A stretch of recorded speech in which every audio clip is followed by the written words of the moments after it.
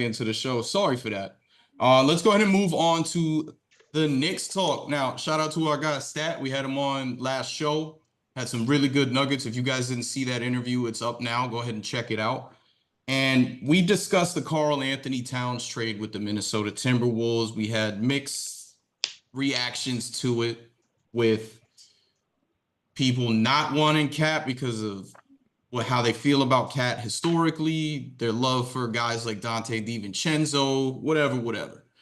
We finally got to see the matchup on or last Sunday in preseason between the Timberwolves and the Knicks. And boy, was it a doozy. Ended up being 115-110 Knicks. Karl Anthony Towns played good. What we did see was Dante DiVincenzo just, ball out, which isn't a shock. You expect that, right? And then during the game, he's on the free throw line. And Kay, go ahead and let him know what was going on there. What did we see? Uh, I guess apparently he was talking to Tibbs.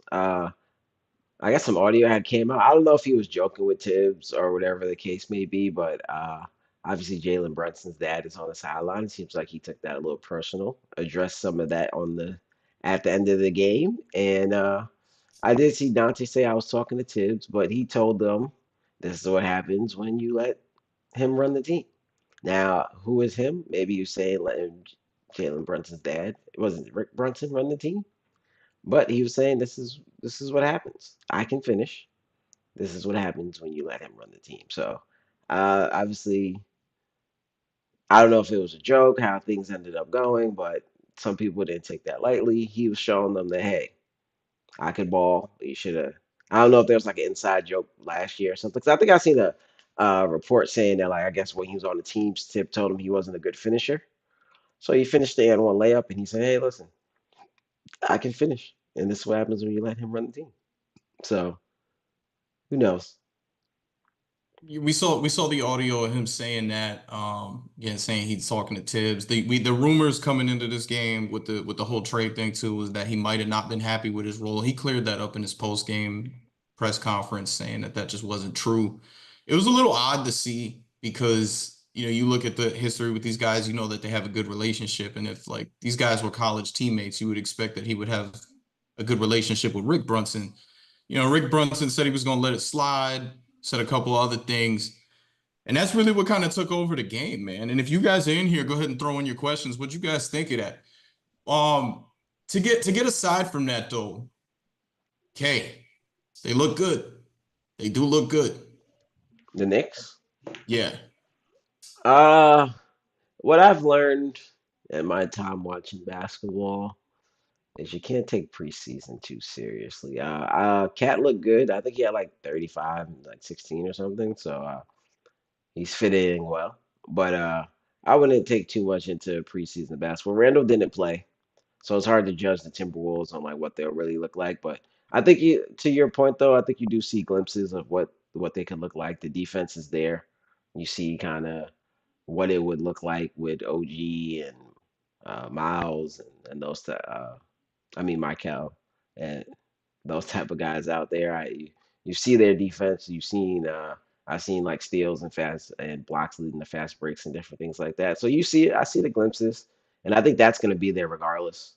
So I think they do look good, but obviously the regular season is going to be a different beast It's gonna be a different beast, and it kicks off next week. Are we ready? against Boston. Does it? Season starts Tuesday. Jesus. All right. I think it's Tuesday, and they're in Boston for game one. It's gonna be prime time stuff too.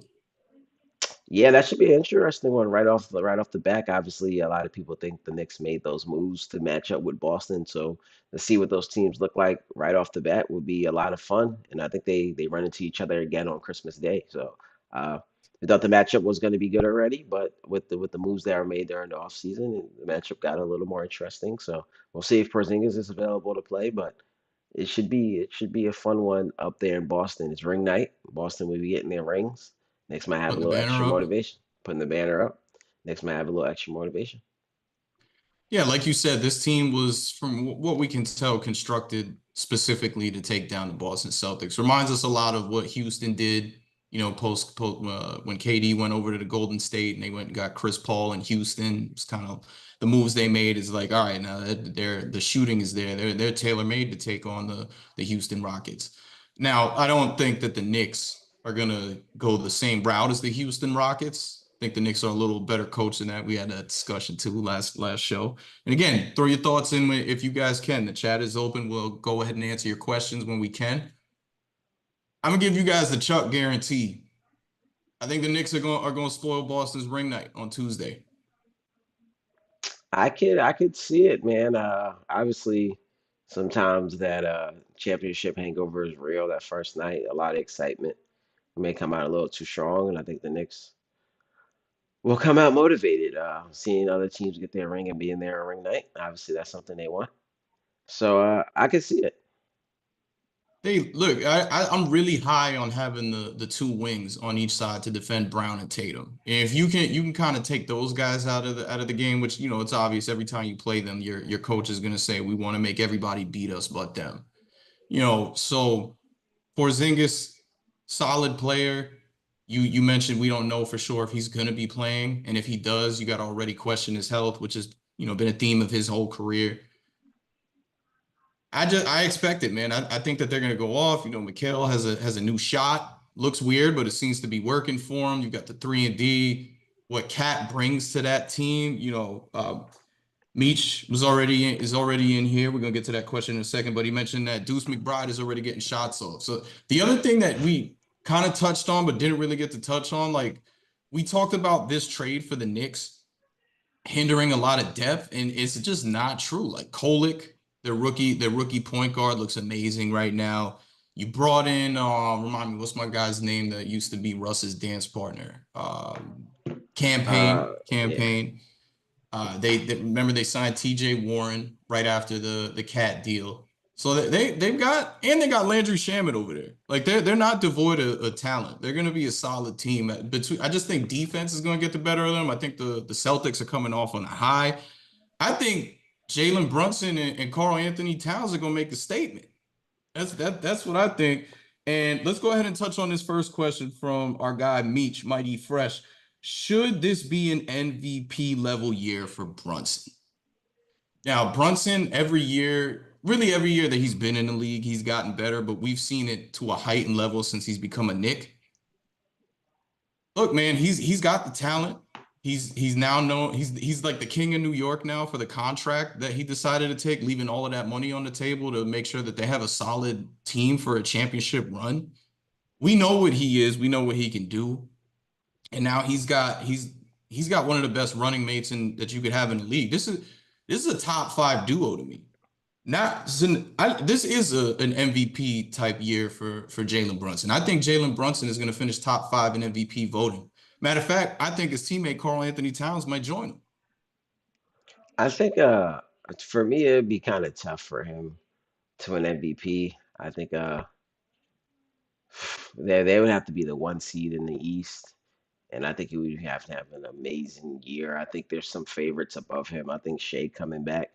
A lot of people think he should have won it last year. I think Shea's the easy favorite. I think at this point Jokic is going to be there every year. So I think he would have to have like the Knicks would have to be a one seed, and he would have to be playing out of his mind for the whole season for him to kind of get it. But like to your point, I think he'll be in the top five or so in the conversation. The Knicks to me, just like this team, the offense screams explosive. I was talking to, well, we'll have him on as a guest soon. My guy Dante from the Dante Show, who's another one of our resident Knicks fans, who mentioned, I don't agree with this because I do think there will be a downfall with the Knicks, which when we had Stat on, he mentioned this as well. But these guys can just do it themselves, right? You're not going to need Tibbs to interject too much in what they're doing on offense. Now, defense, they're going to be one of the best defensive teams in the league. That's in and out when you got a Tibbs coach team. The adjustments we can talk about all day, but we know what each of these guys is as a player. Now, they finished with a top two seed a year ago, and to me, that's doable again. This Knicks team is better than the team that they had last year. I'm expecting big things from the Knicks. Yeah. I think sometimes things are based on circumstances. So they were a 2 seed last year.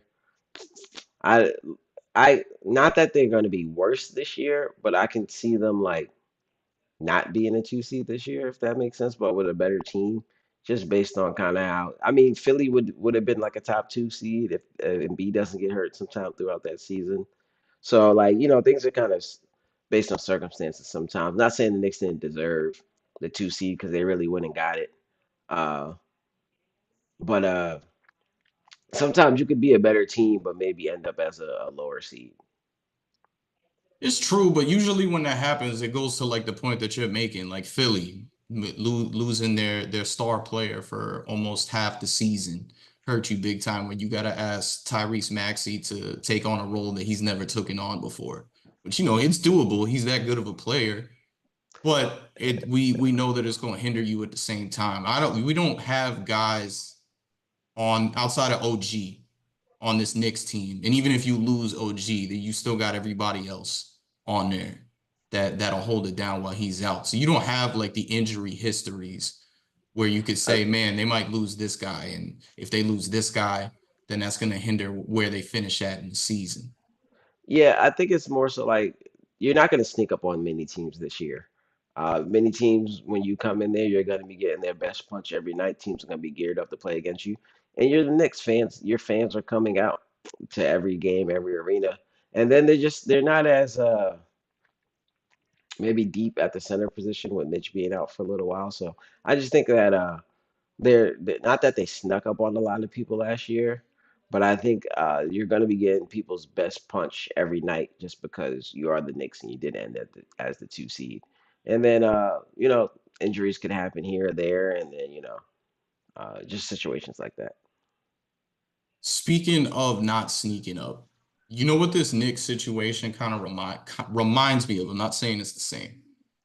Remember before Brooklyn got KD and Kyrie, they had this really solid nucleus together. They make the playoffs and they were just this fun team to watch. Last year, the Knicks had this cool nucleus, the Nova guys together, fun team to watch, came in and surprised people. A lot similar to Brooklyn, right?